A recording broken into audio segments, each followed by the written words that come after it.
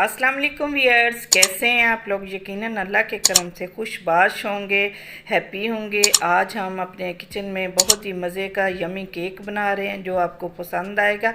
हम आज इस वीडियो में डिस्कस करेंगे आपका केक राइस क्यों नहीं होता, सख्त क्यों बन जाता है, ये बातें इसमें डिस्कस करेंगे। आइए इसको बनाना शुरू करते हैं। बिस्मिल्लाहिर्रहमानिर्रहीम। बाउल मैंने एक लिया, इसमें हाफ़ कप हमने इसमें बटर का ऐड किया और 1 कप जो है हमने चीनी का पाउडर लिया है, जिसको हम इसको थोड़ा थोड़ा करके इसमें डालते जाएंगे और इस बीटर से बीट करते जाएंगे। ऑलमोस्ट हम इसको 1 मिनट तक बीट करेंगे, थोड़ी थोड़ी चीनी डाल के। अगर आपके पास शुगर पाउडर नहीं है तो आप चीनी भी ले सकते हैं, लेकिन उसको आपको ज़्यादा बीट करना पड़ेगा। जो चीनी बाकी रह गई है उसको भी ऐड करते हैं। तकरीबन ऑलमोस्ट हमने इसको 1 मिनट तक बीट करना है।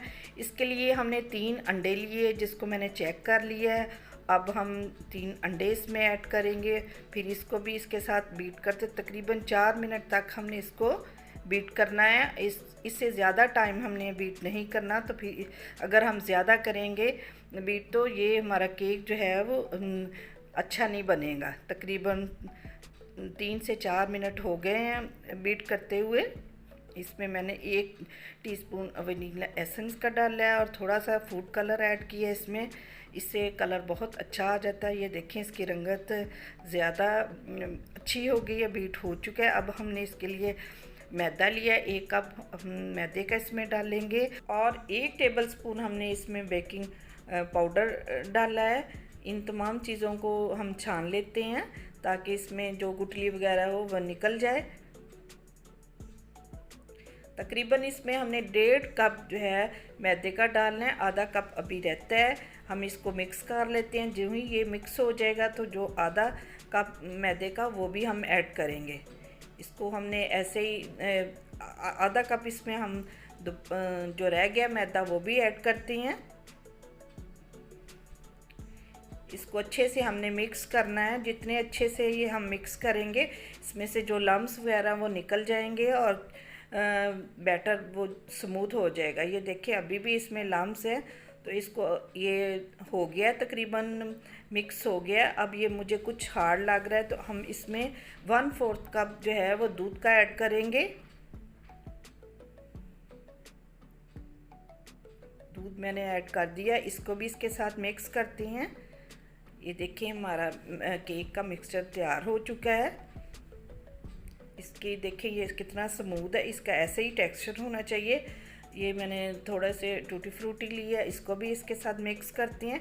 इसमें मैंने 1 पिंच नमक का ऐड किया था, वो शायद शूट नहीं हो सका, तो आप उससे जो हमारा केक है वो गले में फंसता नहीं है, सॉफ्ट बनता है। और ये मैंने ले लिया सांचा, इसको हमने ऑयलिंग से ग्रीस कर लिया और इसमें बटर पेपर लगा दिया। अब इसमें मिक्सचर डालेंगे केक का। ये देखिए इसकी टेक्सचर देखिए कितना स्मूथ बना है। इस तरह का ही टेक्सचर केक का होना चाहिए। इसको थोड़ा सा टैप कर लेते हैं। उधर मैंने चूल्हे पे कढ़ाई रखी हुई है और इसको मैंने 5 मिनट के लिए प्री हीट कर लिया और इसमें ये सांचा रखा है। अगर आपके पास इस तरह का सांचा ना अवेलेबल हो, आप कोई सी कटोरी भी रख सकते हैं, छोटी सी प्लेट भी रख सकते हैं। केक मैंने रख दिया और इसका ढक्कन लगा दिया और ये इसका फ्लेम देख लें आप। ये हमने बिल्कुल दम वाली फ्लेम की हुई है। तकरीबन 1 घंटे के लिए ये हमने रख दिया। ये देखें 1 घंटा हो गया है माशाल्लाह। केक हमारा कितना अच्छा ये कुक हो चुका है। इसको चेक करते हैं। ये देखिए स्टिक बिल्कुल साफ़ है माशाल्लाह। केक हमारा रेडी हो चुका है और हर तरफ से कुक हुआ। इसको मैंने निकाल लिया, इसको ठंडा कर लेते हैं। ठंडा मैंने कर लिया, इसको निकाल लेते हैं इसमें से।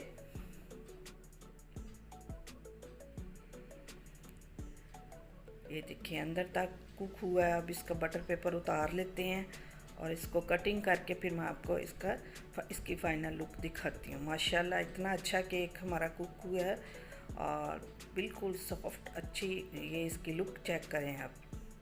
इसकी कटिंग कर लेते हैं। बस आपने इसमें 2-3 बातों का ख्याल रखना है कि इसको ज़्यादा ओवर बीट नहीं करना